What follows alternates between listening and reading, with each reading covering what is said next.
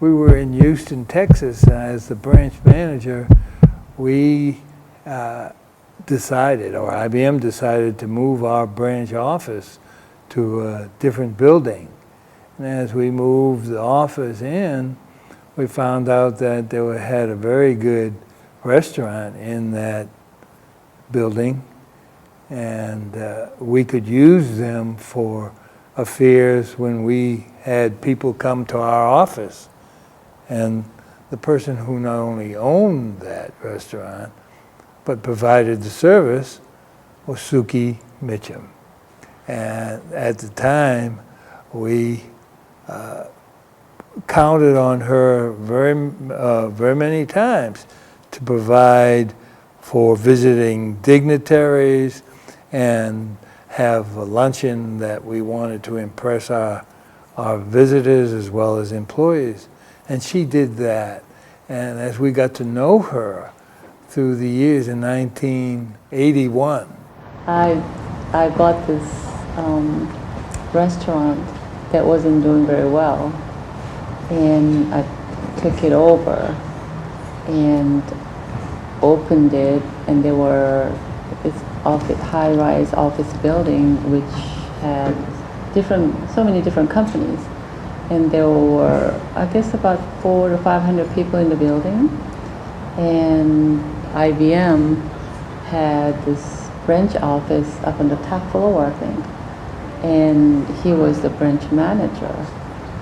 And I always make a point when I open a new one in a new place, everybody's name in the building that comes to my restaurant, and learn a lot of things about them.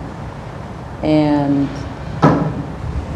come to find out, here Mr. Robert Mitchum was the branch manager of IBM, and I was very impressed, being African American.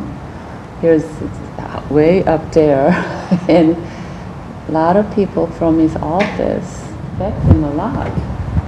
And I used to love it when he came down, because every time he came down, 10, 20 people followed after him. So when I see him, I think of dollar signs. still. And then he came down so many times a day, and he said that he told me that he was trying to get away from the office and have some quiet time.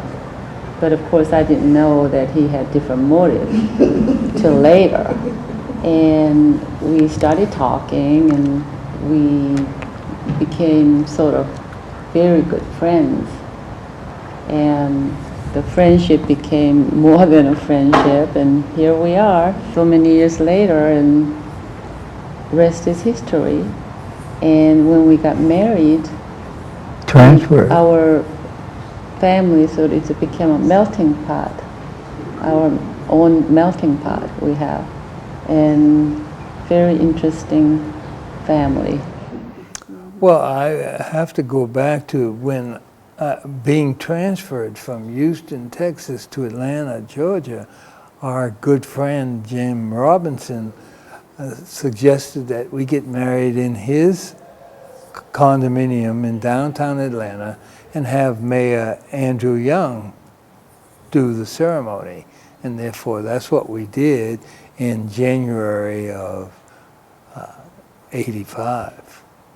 And we got married on January the 6th in his condominium, very nice outlay with a lot of friends, and it was one that we remember to this day.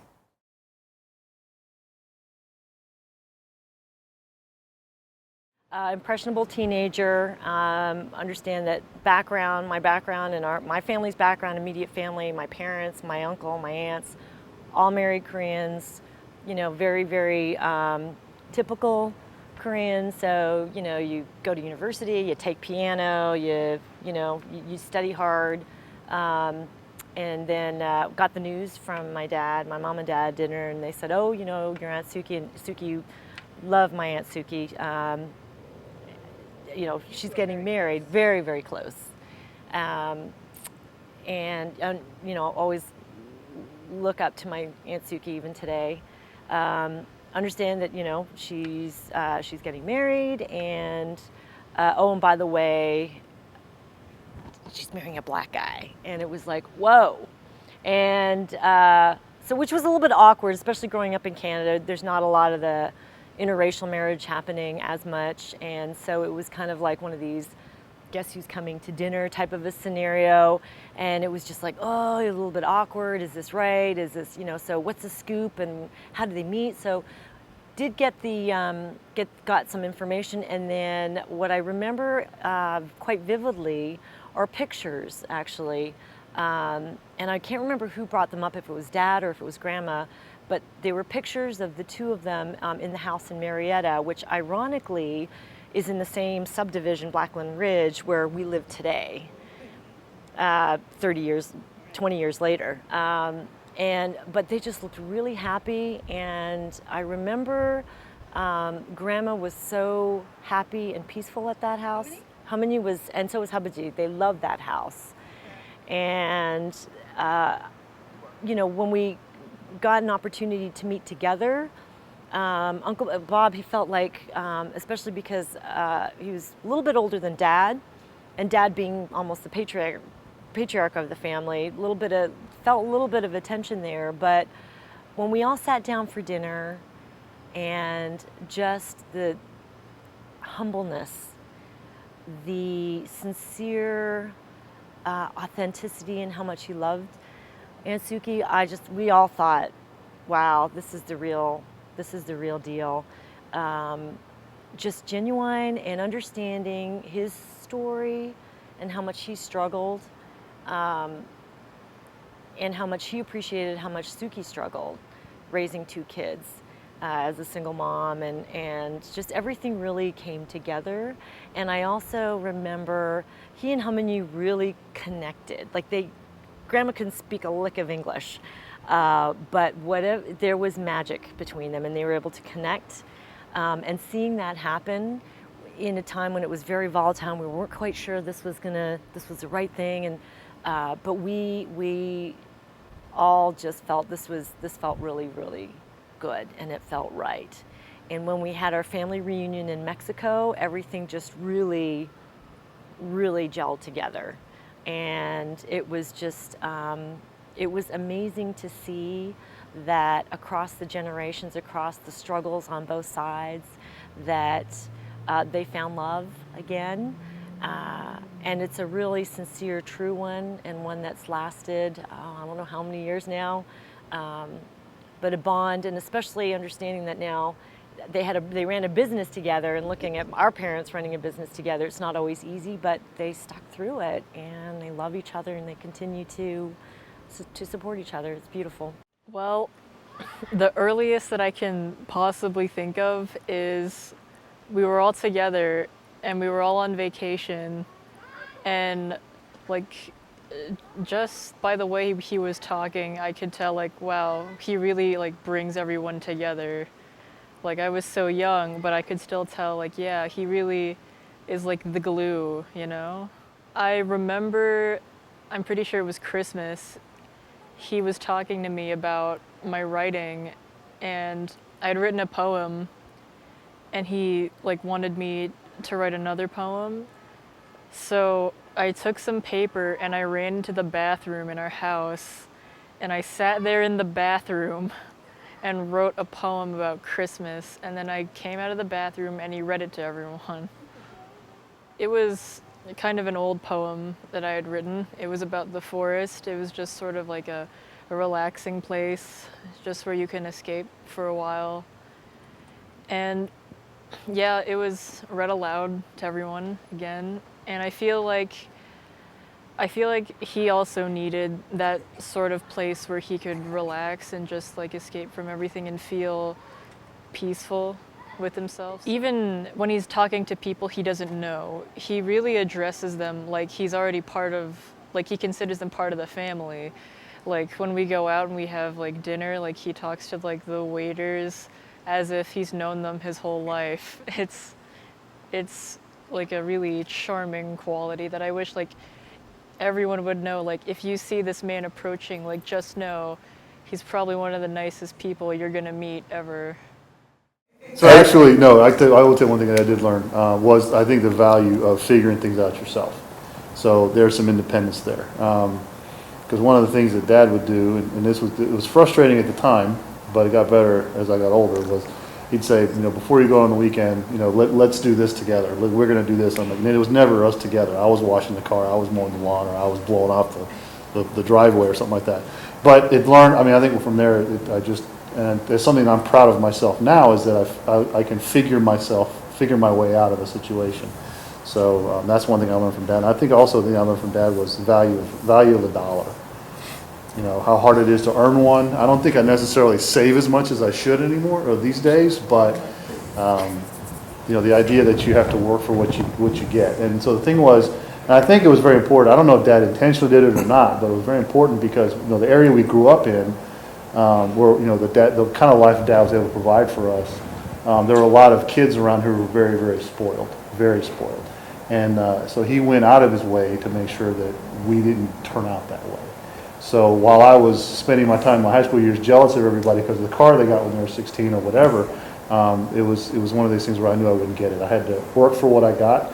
One of my favorite stories is I wanted a go-kart really bad when I was 12, and I had grades to get in order to do it. And I missed my straight A's by about 3 points, and I didn't get the go-kart. So it's just stuff like that. I think that's really what I picked up from Dad. So I would say more just kind of in general how you live your life, not going to necessarily extremes and trying to stay more even keeled, both like with work and in your personal life, kind of like don't sweat the small stuff type of things, where there's not too many things in life that are major deals where you get super upset about. And so I think for the most part I'm pretty mellow and easy going, and even keeled, I would say.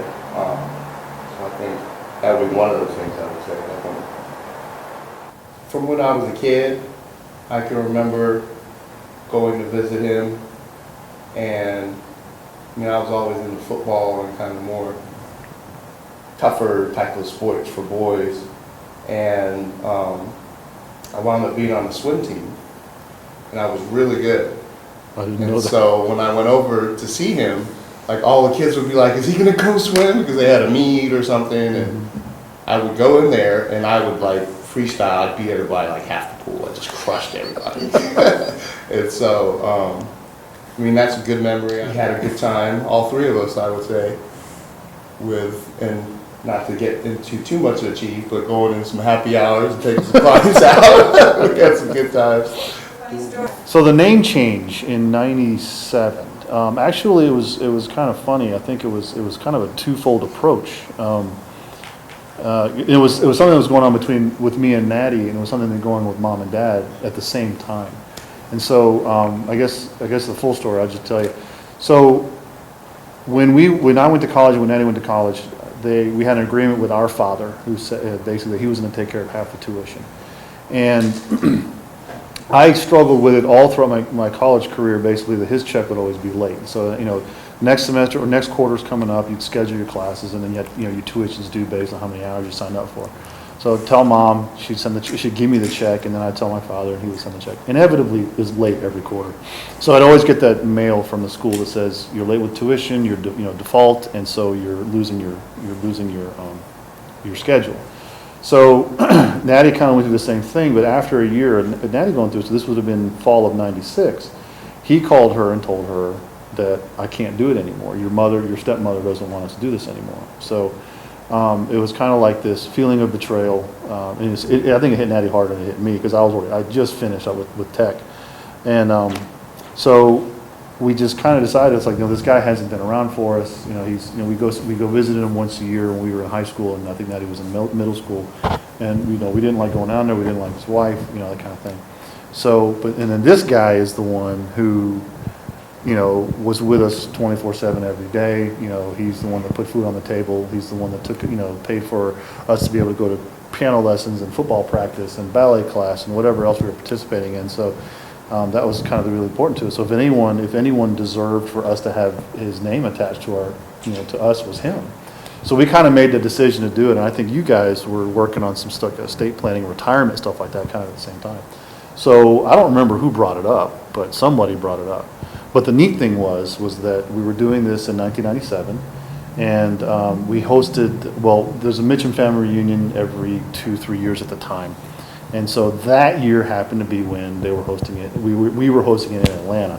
And we had this great hotel. We remember what was the hotel called? Presidential? Was it the Presidentials. Yes, we got to that restaurant, huge banquet. It was Mitchum's and the Perkersons, I think was the other family. Wilkersons. From Yeah. North Carolina. And then, so Dad got to tell everybody, because we were like, we'd already been gearing up for months and months and months, and you were doing it, and I was doing it, because Rob and me and Natty had to change our names.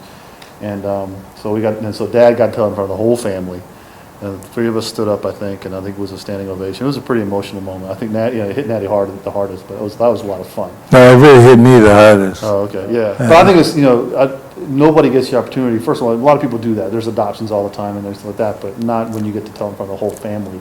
And it literally was like a month or two before we all went in and did it, because I didn't do it until October. And then Natty was like a couple weeks after that. And I think you were the same time as me, or something like that. Yeah, but that was pretty special.